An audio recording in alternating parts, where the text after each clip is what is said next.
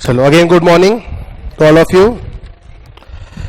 अब हम बात करेंगे बेटा टोटल आउटले और एक्सपेंडिचर मेथड की और सेलर्स टोटल रेवेन्यू। एक्सपेंडिचर मतलब क्या?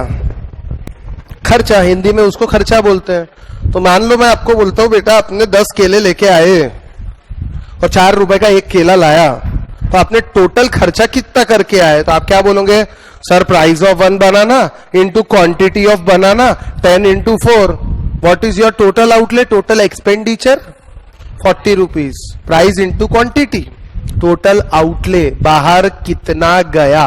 कहां से? जेब से। क्या बोला मैंने? बाहर कितना गया? जेब से। इसको इसलिए टोटल आउटले भी बोलते हैं, एक्सपेंडिचर भी बोलते हैं। और सेलर्स टोटल रेवेन्यू कैसे? बनाना वाले बेचने वाला है, उसका टोटल रेवेन्यू कितना हुआ आपके बनाना खरीदने से? 40 रुपए का। अरे आपने 40 दिए तो उसने 40 ही लिए ना। आपके लिए एक्सपेंडिचर, उसके लिए रेवेन्यू, इनकम, कमाई। बराबर है। इसलिए इसकी मेथड का नाम है टोटल आउटले, यानी जेब से कितना गया, या इसको बोल सकते हैं एक्सपेंडिचर मेथड, आपने कितना खर्चा किया, या इसको बोल सकते हैं सेलर्स रेवेन्यू। आप तो बायर हो, सेलर कौन है? जिसने आपको बेचा। तो सेलर का रेवेन्यू कितना हुआ? आया समझ में? पक्का? तो कैसे निकलता है? कुछ नहीं sir, price into quantity, simple. अब देख लो इसको कैसे निकालना। इलास्टिसिटी ज्यादा होगी कम होगी ये पता चलेगा कैसे? सबसे पहले एक ये देखिए आप ग्राफ, ग्राफ यानी टेबल। 5 रुपया, 4 रुपया, 5 रुपया, 4 रुपया, 5 रुपया, 4 रुपया। ये है सिचुएशन नंबर 1। ध्यान दो। ये है सिचुएशन नंबर 2, ये है सिचुएशन नंबर 3। साइंस वालों को घर में पढ़ने की जरूरत है, कॉमर्स वालों को जरूरत नहीं है। ठीक है? साइंस वालों ईमानदारी से पढ़ने का, तो डाउट रहे तो कल पूछने का, व्हाट्सएप करने का, जैसी आपकी इच्छा रहे। ठीक है? क्वांटिटी डिमांडेड, पहली सिचुएशन की बात करेंगे सिर्फ। क्या है? पहले क्वांटिटी थी 200, सॉरी क्वांटिटी डिमांडेड थी 400, सॉरी 40, और टोटल आउटले कितना था? 200 का। उसके बाद क्वांटिटी डिमांडेड थी 50, टोटल आउटले 200। मतलब क्या हुआ? प्राइस की क्वांटिटी देखो, प्राइस कम हुआ, 5 रुपए से 4 रुपए हुआ, 5 रुपए से 4 रुपए हुआ। क्वांटिटी बढ़ी? हाँ बढ़ी है। प्राइस कम हुआ, क्वांटिटी बढ़ी, 40 से 50। लॉ ऑफ डिमांड फिट बैठ रहा। Price goes down, demand goes up. हाँ की ना?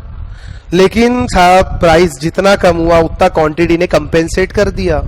कंपेंसेट करना मतलब 5 इंटू 40 भी 200 होता है, 4 इंटू 50 भी 200 होता है। तो टोटल आउटले कितना हुआ? दोनों में सेम। तो इलास्टिसिटी कितनी हुई? 1। Degree of responsiveness is same, elasticity हुई 1, यूनिटरी।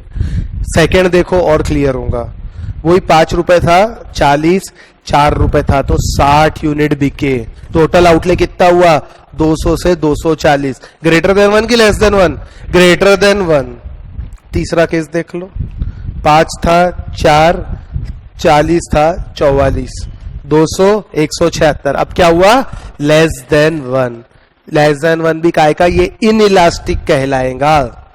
टोटल आउटले मेथड के हिसाब से ये इनइलास्टिक कहलाएगा। पहला था यूनिटरी यानी 1, दूसरा था इलास्टिक, और तीसरा था इनइलास्टिक। अब ये मेथड अच्छी लग रही है आपको कि पहले वाली अच्छी लग रही है? कि अच्छी लग रही है?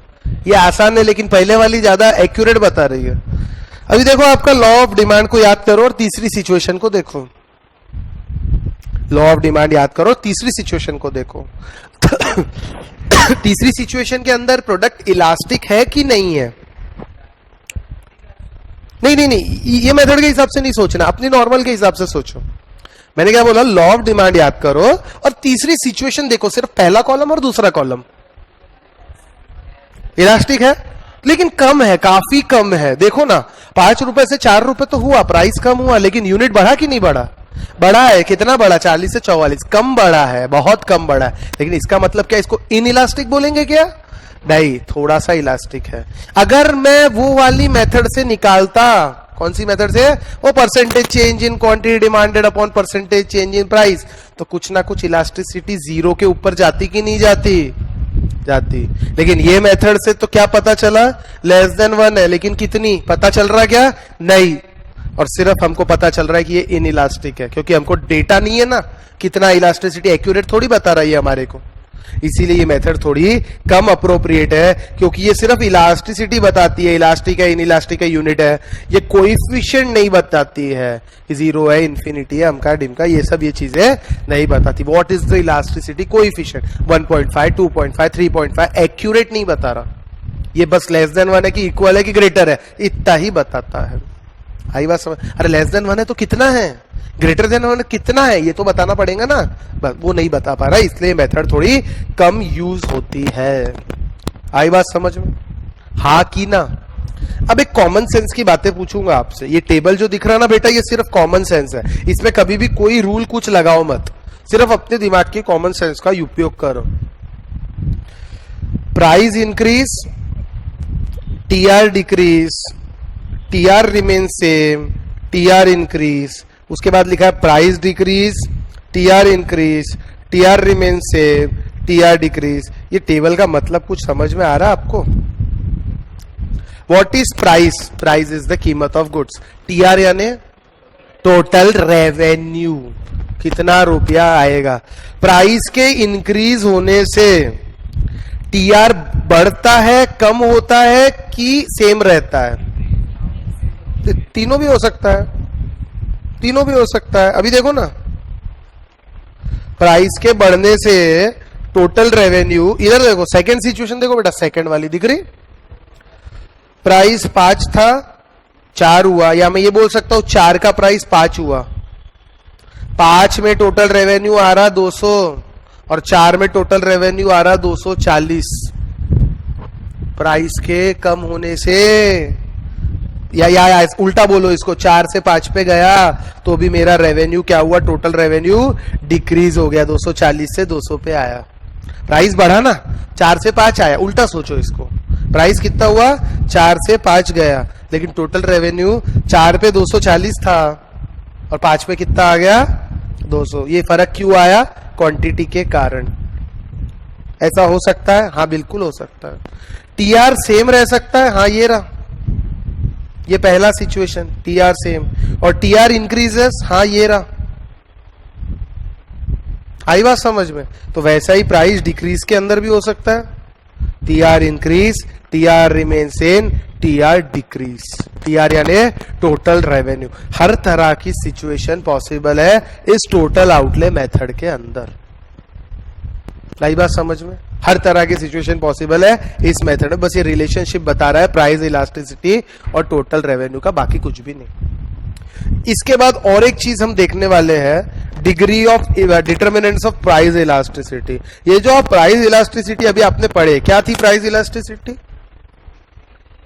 Change in quantity demanded upon changes price, मतलब डिग्री ऑफ रिस्पॉन्सिवनेस, कितना रिस्पॉन्ड करता है कौन किसको, प्राइस के कारण क्वांटिटी डिमांडेड में कितना रिस्पॉन्स आता है, कितना फर्क पड़ता है। तो ये किस किस चीज पे डिपेंडेंट है ये लिखा है यहाँ पे टोटल लिखे हैं 8 लिखे हैं।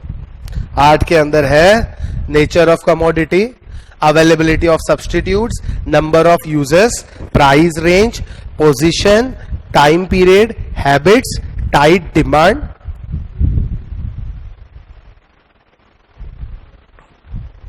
ठीक है, एक एक पढ़ते हैं। हम पढ़ के आ रहे हैं, इलास्टिसिटी किस पे डिपेंड कर रही है। हमको ये तो मालूम है प्राइस कम होगा डिमांड बढ़ेगी, प्राइस बढ़ेगा डिमांड कम होगी, ये तो है। कितना, ये कैसे कैलकुलेट करते हैं, ये भी इलास्टिसिटी हमको मालूम है, लेकिन कौन सा प्रोडक्ट कितना इलास्टिक रहेगा ये इन चीजों पे डिपेंड करता है। कौन सा प्रोडक्ट कितना इलास्टिक रहेगा। नमक इलास्टिक रहेगा क्या? क्यों सर, का भाव कम होने से क्या बहुत ज्यादा खाना चालू करेंगे क्या? नहीं। मैंगो, हाँ इलास्टिक है, पहले आम कोरे खा सकते हैं, आम का रस बना सकते हैं, उसके क्यों ऐसा कर सकते हैं, बहुत सारे यूजेस है, बांट भी सकते हैं गरीबों में। इलेक्ट्रिसिटी, बहुत सारे यूजेस है। आई बात समझ? तो यही चीजों को हमको देखना है। पहला है आपका नेचर ऑफ कमोडिटी, ध्यान से सुनना। नेचर ऑफ कमोडिटी 2 तरह की है, एक होती है नेसेसिटी और एक होते है लग्जरी। जरूरत किस चीज की है? नेसेसिटी की। लग्जरी की जरूरत है नहीं। अब मुझे एक बात बताओ, नेसेसिटी, कॉमन सेंस से बिना देखे, नेसेसिटी की डिमांड इलास्टिक रहेंगी कि इन इलास्टिक? क्यों इन इलास्टिक? मतलब भाव का असर नहीं होता, प्राइस कम ज्यादा होने से क्वांटिटी में चेंज नहीं होता, इसको बोलते हैं इन इलास्टिक। कितना भी खींचा नहीं खींचा, और प्राइस के चेंज होने से अगर फैलता है तो उसको बोलते हैं इलास्टिक। बराबर है? तो ये सोच के दिमाग में रख के मेरे सवालों का जवाब देना है आपको। नेचर ऑफ कमोडिटी, लग्जरीज की डिमांड कैसी रहेंगी? इलास्टिक। लग्जरी, पैसा सस्ता रहेगा तो खरीदूंगा, नहीं रहेगा तो काय को खरीदूंगा। लग्जरी के बिना काम चलता है कि नहीं चलता है? लेकिन नेसेसिटी के बिना काम चलता है क्या? नहीं चलता है। नेसेसिटी की डिमांड कैसी रहेगी? In elastic. भाव कितना भी कम ज्यादा कर दो, जो चीज रोज चाहिए वो तो लेंगे ही हम लोग। थोड़ा बहुत क्वांटिटी में जरूर फर्क पड़ सकता है, लेकिन बंद नहीं कर सकते। नेसेसिटी इज लेस इलास्टिक और इन इलास्टिक, लग्जरी की डिमांड है इलास्टिक। समझ आया पहला पॉइंट? दूसरे पे आते हैं, availability of substitute. Availability of substitute, अगर किसी कमोडिटी के सब्सटीट्यूट अवेलेबल है, क्या बोला मैंने? किसी कमोडिटी के बहुत सारे सब्सटीट्यूट अवेलेबल है। मान लीजिए कमोडिटी का नाम ए है, इसके सब्सटीट्यूट है A1, A2, A3, A4। तो मैं ए की बात करता हूं तो बेटा ए की डिमांड इलास्टिक रहेंगी कि इन इलास्टिक? इलास्टिक रहेंगी। क्यों रहेंगी? क्योंकि अगर ए का भाव बढ़ गया तो लोग ए कंज्यूम करना बंद कर देंगे। बंद इसलिए करेंगे क्योंकि बहुत सारे सब्सटीट्यूट अवेलेबल है। बंद इसलिए करेंगे क्योंकि बहुत सारे सब्सटीट्यूट अवेलेबल है। अगर मान लो ये सब्सटीट्यूट अवेलेबल नहीं रहते बेटा, तो क्या करते? मजबूरी में ए ही खरीदना पड़ता। तो डिमांड कैसी रहेगी? Inelastic. दोनों के एग्जांपल दिए, cold drink, Thums Up, Coca Cola, Limca, कुछ भी चलता, डिमांड है इलास्टिक। कॉन्वर्सली टाटा नमक का कोई सब्सटीट्यूट है क्या? नमक की जगह दूसरा कुछ रहे जो चला सकते? नहीं, तो वो रहेंगी इन इलास्टिक। लेकिन टाटा ब्रांड की अगर बात करूं तो ब्रांड के अगर टाटा नमक, निरमा नमक, अन्नपूर्णा नमक, तो वो इलास्टिक रहेंगी ना। टाटा नहीं मिला तो क्या नमक खाना छोड़ दूंगा? क्या दूसरा ले लूंगा? टाटा ने भाव बढ़ा दिया तो दूसरे नमक ले लूंगा, तो वो इलास्टिक है। आया समझ में? घर जाके पढ़ना है ये, इसलिए हर पॉइंट में एग्जाम्पल डाले हैं ताकि आप पढ़ोगे तो ऐसा लगेगा कि मैं ही पढ़ा रहा हूं। आई बात समझ? नंबर ऑफ यूजेस, ये बताओ। इलेक्ट्रिसिटी काय के काम आती? बहुत सारे मल्टीपल यूजेस के काम आती है, या कोई भी प्रोडक्ट जो मल्टीपल यूजेस के काम आता है उसको हम बोलते हैं number of uses of the commodity. दो तरह के रहते हैं, एक रहता है लिमिटेड यूज, एक रहता है अनलिमिटेड यूज। अनलिमिटेड यूज है तो क्या इलास्टिक रहेगा कि इन इलास्टिक? इलास्टिक रहेगा। इलेक्ट्रिसिटी के कितने यूज है? बहुत सारे। इलेक्ट्रिसिटी का भाव बढ़ गया तो आप क्या करोगे? इलेक्ट्रिसिटी कंजम्पशन कम करोगे कि नहीं करोगे? कैसे? सर 10 लाइट जलाते हैं, 2 लाइट कम कर देंगे। ओवन में खाना बना रहे थे वो कम कर देंगे। इंडक्शन यूज करना बंद कर देंगे। एसी को 2 घंटा ही चलाएंगे, या एसी हटा देंगे, कूलर में रह लेंगे। कर सकते कि नहीं? इलेक्ट्रिसिटी बचा सकते कि नहीं? उसकी क्वांटिटी यूज करना कम कर सकते कि नहीं कर सकते? और दूसरा कोई प्रोडक्ट है जिसका एक ही यूज है, पेट्रोल गाड़ी में यूज होता है, उसकी डिमांड कैसी रहेंगी? In elastic. भाव कम ज्यादा होने से क्या गाड़ी में मट्टी तेल डाल के चलाओगे क्या? नहीं सर, पेट्रोल तो पेट्रोल ही है। या 2 व्हीलर में डीजल डालोगे क्या? नहीं, पॉसिबल ही नहीं है। आई बात समझ में? तो ये है इन इलास्टिक। इसके बाद है बेटा प्राइस रेंज। प्राइस रेंज यानी कमोडिटी का प्राइस। अगर कमोडिटी का प्राइस बहुत ज्यादा है, या तो बहुत ज्यादा है या बहुत कम है, मतलब क्या हुआ? या तो एकदम अमीर आदमी यूज कर रहा, बिल्कुल मर्सिडीज 50 लाख, उसका प्राइस 50 का 55 कर दूं, कुछ फर्क पड़ेगा क्या? नहीं, वो तो खरीदेगा। In elastic. या माचिस 1 रुपए का 2 रुपया कर दूं, डबल कर दूं, कुछ फर्क पड़ेगा क्या? In elastic. और बीच वाले जो रहते, बीच वाले प्राइस के 100, 200, 500, ये ज्यादातर इलास्टिक पाए गए हैं। 100 रुपए की चीज का भाव 150 हो जाए तो आप लोग जरा दिमाग लगाओगे। 10,000 का 20,000 हो जाए तो आप दिमाग लगाओगे, लेकिन 50 लाख की चीज अगर आप खरीद रहे हैं तो उसका भाव 55 लाख भी हो जाए तो आपको कुछ फर्क नहीं पड़ेगा, या 1 रुपए की आप माचिस कर रहे हो उसका भाव डबल भी हो जाए तो आपको फर्क नहीं पड़ेगा। इसको बोलते प्राइस रेंज। कौन से गुड्स कौन सी प्राइस रेंज में है। अगर गुड्स की प्राइस रेंज लो है तो इनइलास्टिक, बहुत हाई है तो भी इनइलास्टिक, और बीच वाले हैं तो कौन से हो जाएंगे वो इलास्टिक। समझा नहीं समझा? Position of the commodity in the budget, वही है, उसी का कंटिन्यू है। न्यूज़पेपर, मैच बॉक्स, नमक, बटन, शर्ट की सुई, ये सब चीजों का भाव डबल भी हो जाएगा तो दिमाग लगाओगे क्या आप? तो इनइलास्टिक। और इसके अलावा कपड़ा, दूध, बाकी चीजें इलास्टिक, आपको चेंज करना पड़ेगा। टाइम पीरियड क्या होता?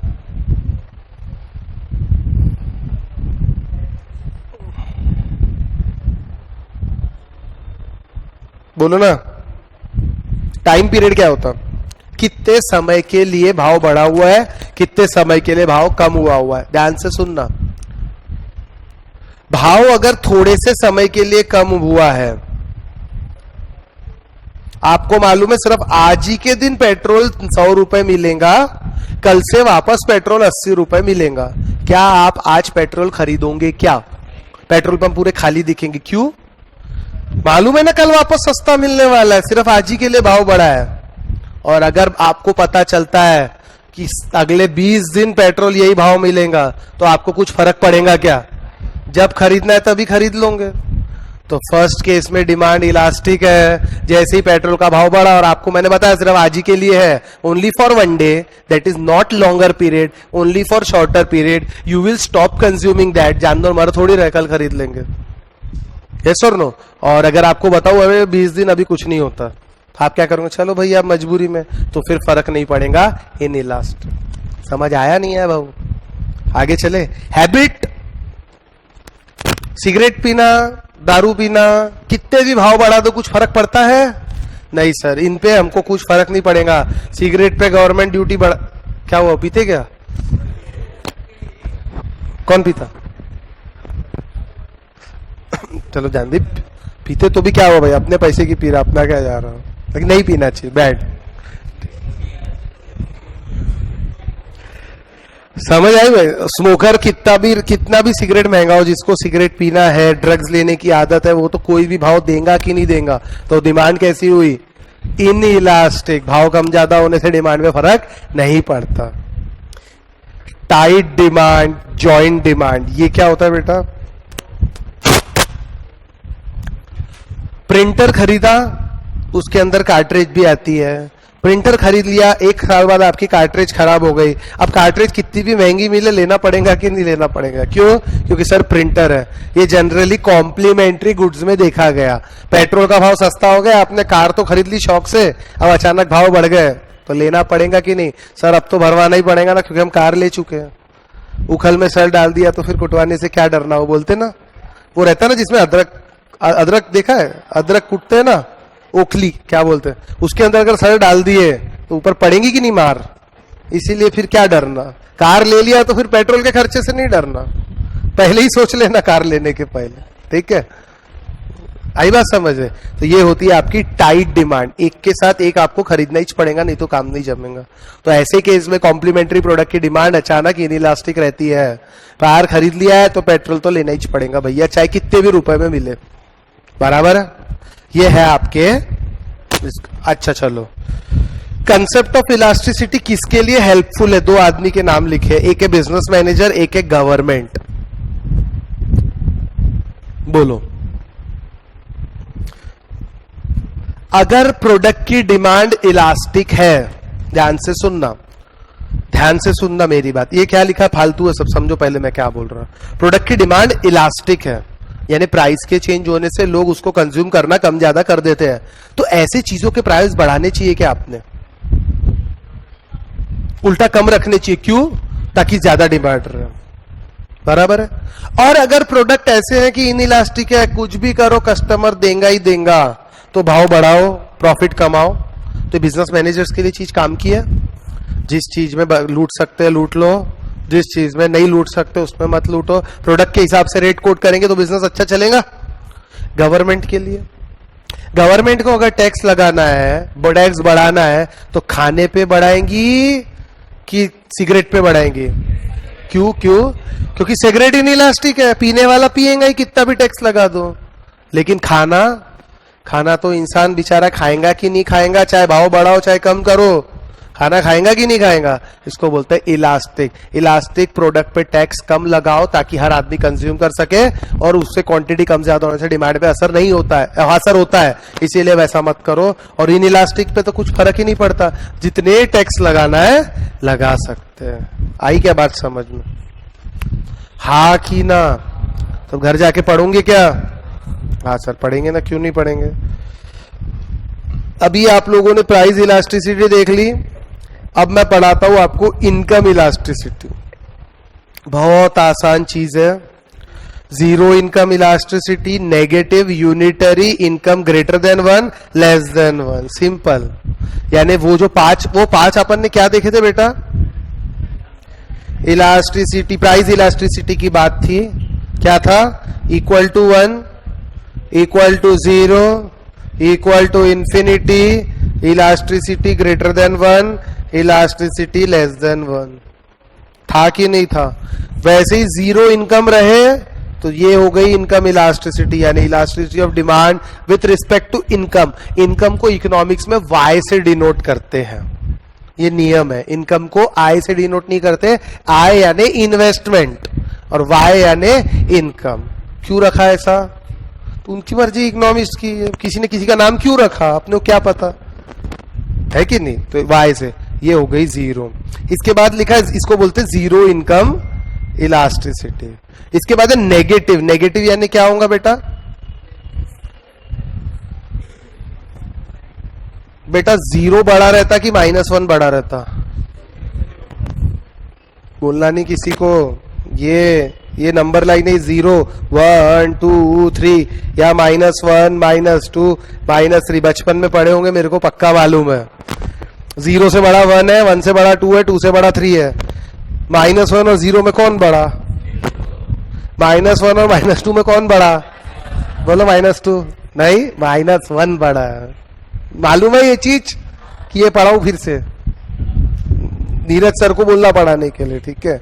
मैथ वही पढ़ाते हैं आपको। तो अब दूसरा क्या? Negative income elasticity. मतलब क्या हुआ? Elasticity of income is less than 0। Sorry, एक सेकेंड, सॉरी, 0 बड़ा है, यानी ये कौन सा है? नेगेटिव है। नेगेटिव हो सकता है? हाँ, प्राइस इलास्टिसिटी नेगेटिव नहीं देखी थी हमने, लेकिन इनकम इलास्टिसिटी नेगेटिव है। चलो ठीक है, और आगे क्लियर करेंगे उसको। यूनिटरी मतलब ये रहा,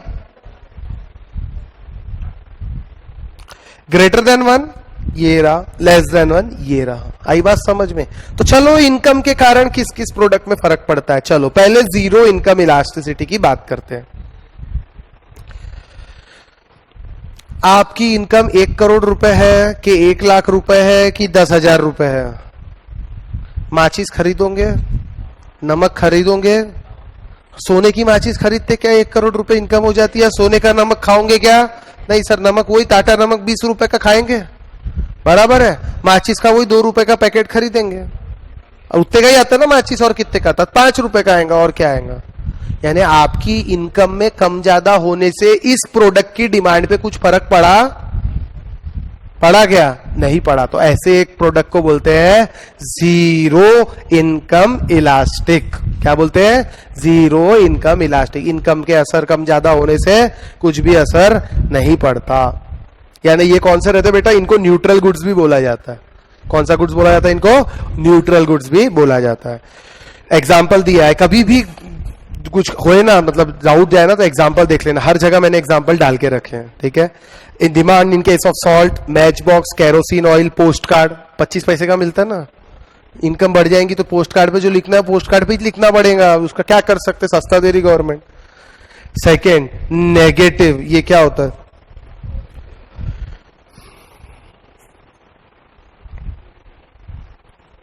अगर आपकी इनकम बढ़ गई, आपकी क्या बढ़ गई? इनकम बढ़ गई, तो आप वो गुड्स कंज्यूम करना बंद कर देते हो। क्या ऐसे गुड्स को क्या बोलते हैं? Inferior goods, Giffen goods. जवार, बाजरा, आपके ये ब्रेड वगैरह जो हुआ था उसके अंदर, अब पैसे बहुत हो गए ना जी, अब काय के लिए बाजरी खाएंगे? बाजरी मिलती 10 रुपए किलो और गेहूं मिलता 40 रुपए किलो। अब अच्छे क्वालिटी का गेहूं खाएंगे, क्यों? पैसे बहुत आ गए। कोल्ड ड्रिंक, पानी की जगह कोल्ड ड्रिंक पियेंगे, फिर बियर पियेंगे, ज्यादा पैसे आएंगे। तो ऐसा होता कि नहीं होता? अरे हाँ की ना, हाँ। और नॉर्मल पहले नारियल पानी नहीं, सादा पानी पीते थे, अब नारियल पानी पियेंगे 35 रुपए का। हाँ की ना? ये होता है इनकम इलास्टिसिटी। नेगेटिव, इनकम बढ़ने से कुछ प्रोडक्ट की डिमांड ही कम हो गई, जबकि इनकम बढ़ रही तो कंजम्पशन बढ़ना चाहिए। लेकिन कुछ ऐसे इंफीरियर बेचारे बहुत बदकिस्मत प्रोडक्ट रहते हैं कि लोगों की इनकम बढ़ती है तो उसको लोग कंज्यूम करना बंद कर देते हैं।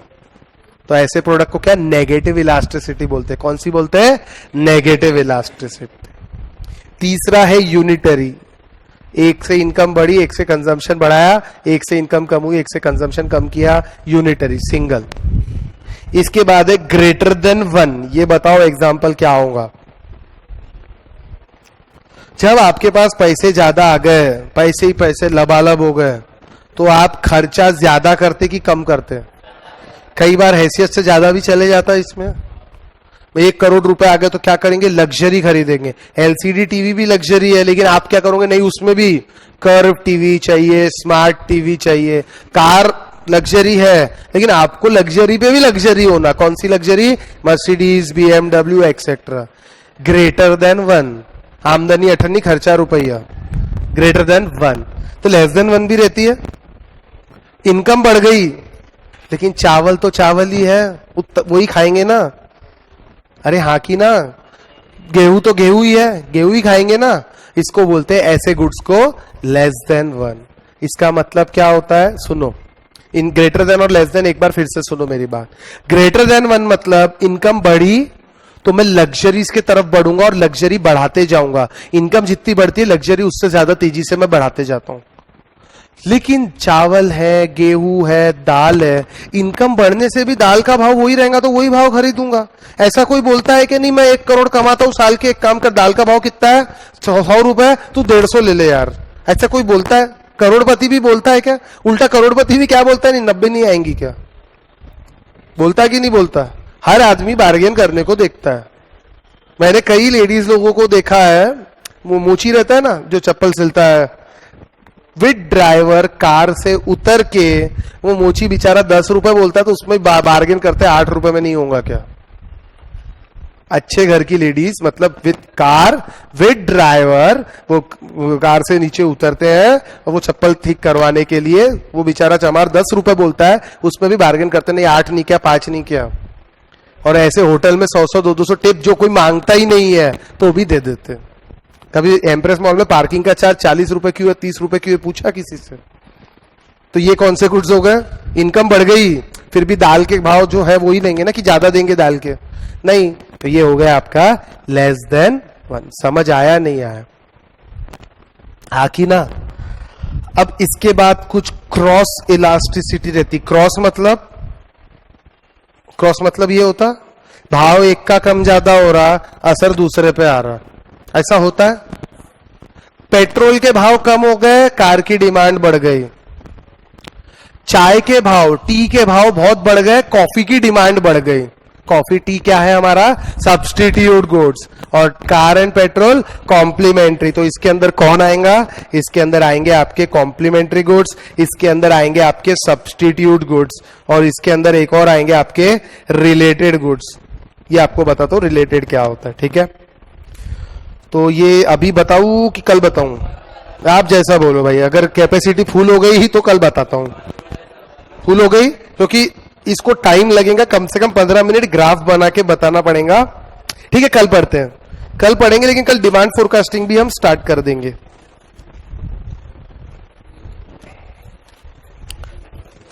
चलो ठीक है, कल पढ़ते हैं, चलो बाय। तो जितना पढ़ा है घर पे पढ़ना है, साइंस वालों को स्पेशल।